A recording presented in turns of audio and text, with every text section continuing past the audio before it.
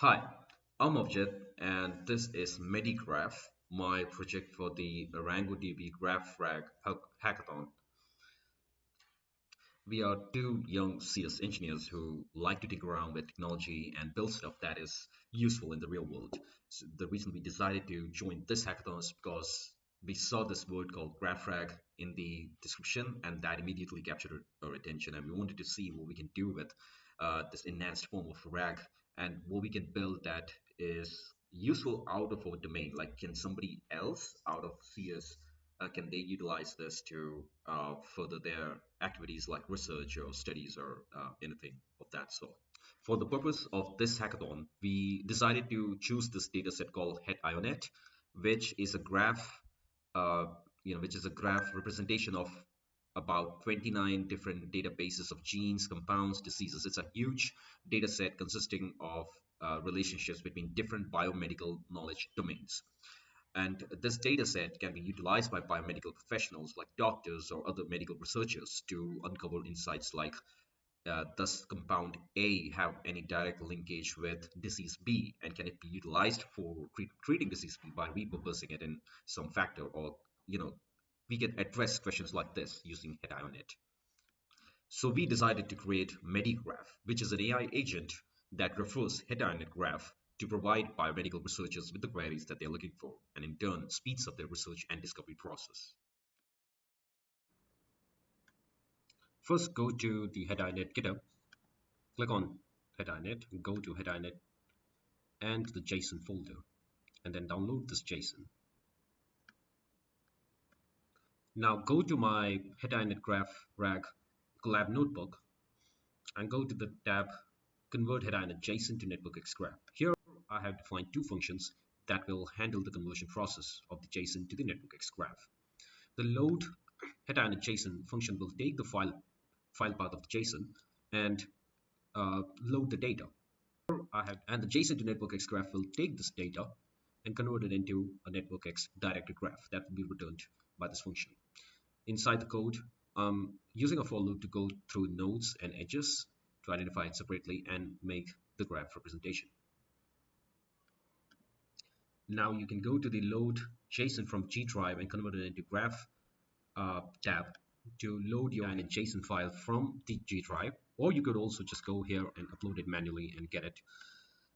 Either way, in the file path variable, put the file path to which the JSON is stored in the collab environment and call the load header and JSON function to get the data, and then convert that to NetworkX Graph using this function here. Now let's upload this graph to ArangoDB. For that, we'll convert the graph to an ArangoDB NetworkX representation using this code here. And once this is done, this will upload the graph to the ArangoDB to the Arango database remote server, and we'll be able to see how the graph looks like. And here is how the Hetionet graph looks in the ArangoDB. If I go to a particular node and click on it, you'll be able to see its sub-schema, or the schema of this particular node, which has like kind, which type of biological function it is performing, and all those information here. Similarly, for an edge, we have its kind, direction, source, and some other variables. And here you will be observing a little number of less edges on the UI interface for some reason, but well, here you can check with the exact number of nodes and edges stored in the database.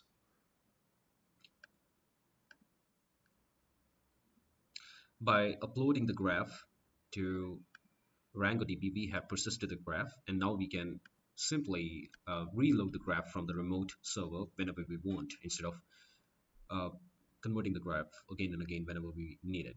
So we will connect to the Arango client using this line of code here, and then we will load our Hetionet graph again here.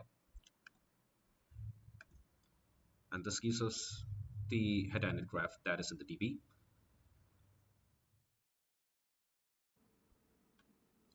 Now let's see how the AI agent actually works behind the scenes.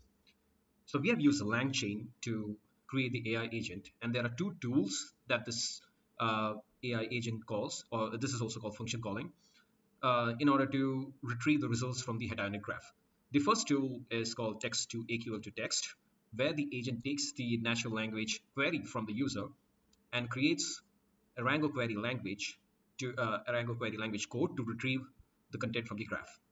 So for this particular agent, I have written the following chain of thought reasoning to get the best results. So here, the user first takes the query and then finds the most relevant nodes from the graph, and then it also searches for the relevant edges, and then combines all of that to give back a natural language result to the user. That is intuitive to understand. This is one of the tools that will be primarily used by the agent. The other one is uh, a tool that will be utilized to initiate network X algorithms to get more deeper insight from the graph for things like traversals or shortest path. This particular tool will be utilized. In this tool, the agent generates network X code and then executes it to get the results, and then it will reinterpret the result as a natural language to return back to the user. This code also contains a self-correcting code block where if the agent generated code gives some errors, then the agent will reattempt the entire network X code to get the correct result. And both of these, other than both of these tools, there are many other tools for visualization purposes, which I will be talking about in a minute. But these two tools are tied together in a final agentic chain where the agent has been instructed to follow a hybrid approach of utilizing both the tools to find the best results for the user.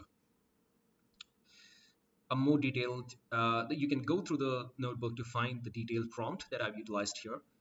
Basically, I've also given the agent with sample document and edges so that it doesn't generate incorrect AQL queries or incorrect network X queries. And that helps us to reduce the number of retries, which also reduces the LLM costs associated with each API call. Now I will show you the visualization tools that has been utilized here.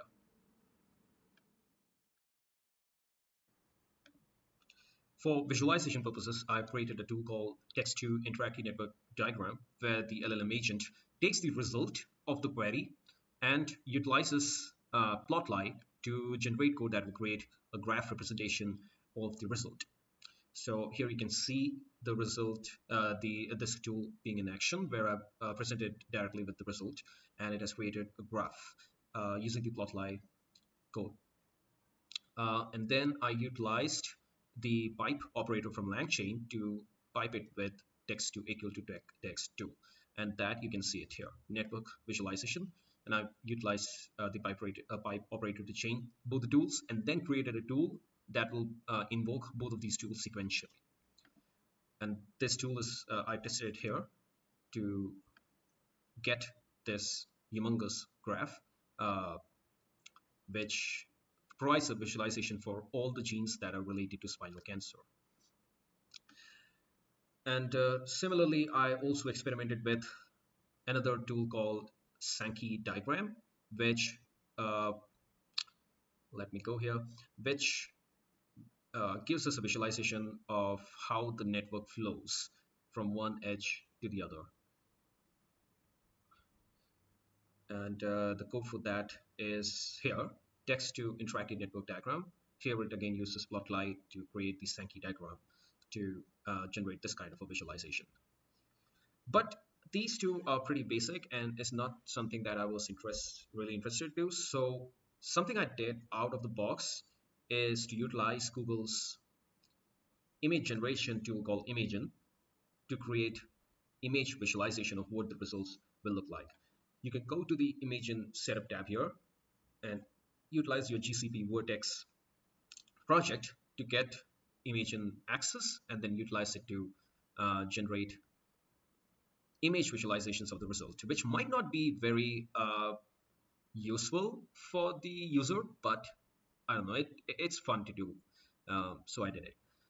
So here is a prompt about visualizing the result from the gene experimentation. um, where the user asks for the genes related to spinal cancer, and this is the image generated by Imagen. And down here, I've created a tool for that, text to image visualization, which pipes together the query result with the image generation tool.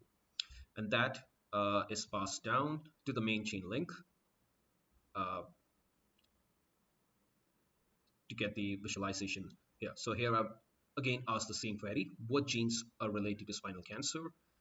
It first goes to the Arango QA chain, gets the result, and then creates the image on the basis of that. And here you also see the natural language result.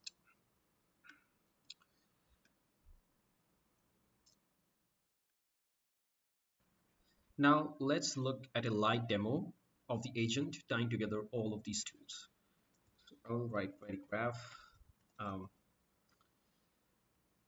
What medicines are used to treat pleural cancer? Which is the most influential gene connected to this cancer? Visualize the network connection and um, and, and the image. I don't know. Let's see. So now click on run. Now the agent is working on getting the required information, and probably this is going to take some time. It's also generating, and yeah. Okay, so based on that, there are no medications directly listed for treating pleural cancer and no genes that avoid. As a standard medical term, cancers of pleural are usually due to metastasis from other primary sites like lung cancer or mesothelioma. For accurate treatment information on cancers, we have consulted crucial. Okay, and this information. So this is one type of query. Not all queries yet result in accurate answers, but iteratively as the agent improves, we will get better answers. For example, um, for the previous query where I tried to get the genes linked with uterine cancer and the most influential amongst these, I got a solid response from the agent that following genes are directly linked to uterine cancer in the Hetionet dataset. These genes, and based on page rank analysis of the Hetionet data set, the most influential gene among those linked to uterus, I attempted to generate network. Hmm. And here, even the query generated is hybrid one. There has been network X code. There was also AQL code, and then we also had a representative image. And like this, throughout the Collab notebook, you will see more than 40 query samples. A lot of these were my experimentation with the agent after iteratively improving a particular tool, about which I will in the future uh, keep a log of in this section, prompt improvements. This should be prompt and tool improvements, where I will be logging in all the iterative improvements that I did and their result. It will take me some time to come up with the entire revision history, but you will be soon able to find this on the Collab notebook. So that's that. I've also put together a UI interface using Streamlit that you can access directly from the Collab environment. Here, you can utilize Python's local tunnel to create a temporary URL connection to the Streamlit application, and this is the main app file which encompasses all the code from before. And utilizing this code and running all of this, you will be able to go to the URL and put this as your password. I'll just show you how to do that. Let me do this, get this, click on it, go to this link, copy this, put it here, and click on submit, and you'll be able to access the UI interface. which is like a chatbot interface on which you can ask your queries and the chatbot will return the answer. I'll do some queries right now.